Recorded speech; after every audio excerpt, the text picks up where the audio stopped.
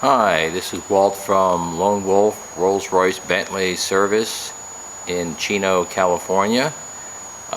Today we're going to be talking about brake pumps and accumulators, which are part of the hydraulic system that are very, very important to these cars, these early Shadows, Corniche, Camargue, and of course Spirit and Spurs.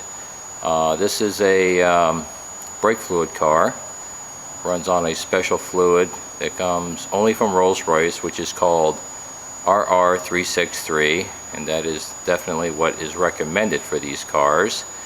I'm going to show you a brake pump that I just took out of this car, which is a 1975 Rolls Royce Silver Shodow. Not a bad looking car for its age, as you can see. And I'm first going to show you where the brake pump is situated in the car. We're starting with the number 1 system, and it goes right down in there where you see that circular deal, and you can see how dirty and mucky it is down there.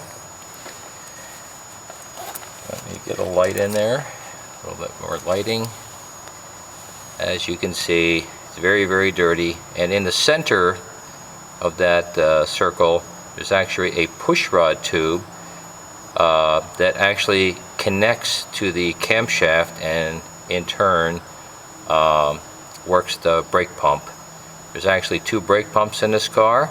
There's 2 separate independent systems, and this is what they would call the number 1 brake pump. Now we're going to go to the bench. It's always interesting when you pull these brake pumps out. You never know how much of a struggle it's going to be. This is the brake pump, and as you can see, this thing is so filthy. It obviously has not been cleaned, resealed of any kind for probably better part of 20 years. This is not the way you want your brake pump to look. This system here needs to be clean. The fluid needs to push through. As you can see, there's various holes and orifices, and with all this slimy old brake fluid, which we call burnt chicken soup at this point, it does cause an obstruction in the flow of the fluid, and in turn will give you poor hydraulic brake pressure and brake performance. So this is kind of an ongoing process, or it takes a little bit of effort to clean these things up. There's many steps involved. It would require hours of video to show you this, so I'm going to do this in segments. This is the first segment showing you how dirty they are when I pull them out. So you can't tell me that these Rolls Royces, as the story goes, come with a sealed hood, because if they did, they should unseal them, wouldn't you say? Little Rolls Royce humor there. This is the brake pump cover, and same thing. You can see how dirty it is. Very dirty, very slimy and gummy. All this is going to be very, very cleaned up. It's going to look like new when I'm done. This is the push rod. This is what actually connects to this part here. Goes like that. And this thing is moving in and out, and it's actually creating a pumping action that creates pressure. On the other side, this side here connects to like a cam follower, like a miniature little lifter there, which in turn works with a lobe off the camshaft.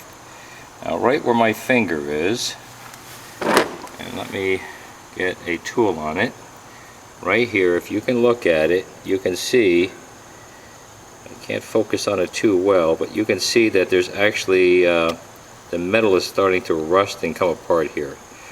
This is what they call the Achilles heel of the brake pump push rod. And if you ever see any kind of metal starting to rust up at this point, starting to come apart, it's in your best interest to replace this push rod tube, or I'm sorry, push rod. Brake pump push rod, that's what we're calling it. I'm going to show you a few examples of some bad ones. The two to the left obviously did not make it. The one to the right just barely made it, so we could pull it out and replace it in one piece, which is always the best way to do it, as this one is right now. So right now it's an opportune time just to pull out the part, replace it with a new one, lubricate it, and everything should be fine. Worst case scenario, if you wait for these things to finally collapse and break, they will snap the heads right off, as you can see here and here. And sometimes we actually have to go and drill these out. Now this is not an easy undertaking, as this is hardened steel, and to drill a hole in this could take hours. It just depends on how good your drills are and if you can actually drill a hole through this with your drilling equipment. This one, same thing, came out the hard way. You almost have to take these out with a slide hammer sometimes. They get so embedded in there. So it's a good thing that this particular car here, it came right out and we caught it right beforehand. And my recommendation to the customer will be a new push rod. Okay, going back to this again, try to get a close-up on this. You can see how dirty this is.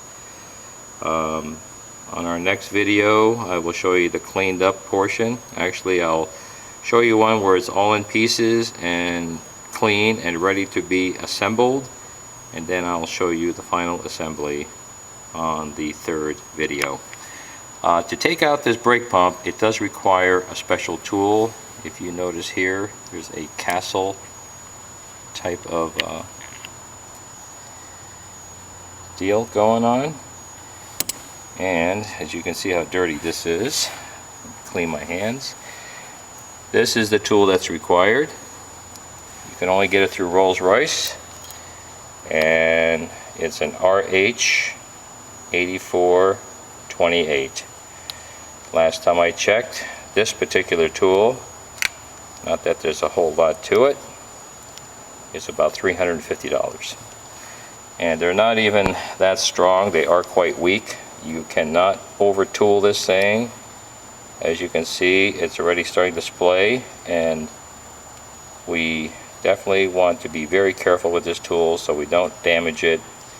I have broken some over the years because some of these pumps are very hard to take out, and luckily this one was not the case. Okay, and I'll also show you the finished product ready for install. These are the accumulators, and as you can see, this one here is ready to go. This is for the #1 system, and this one here is for the #2 system, ready for the install.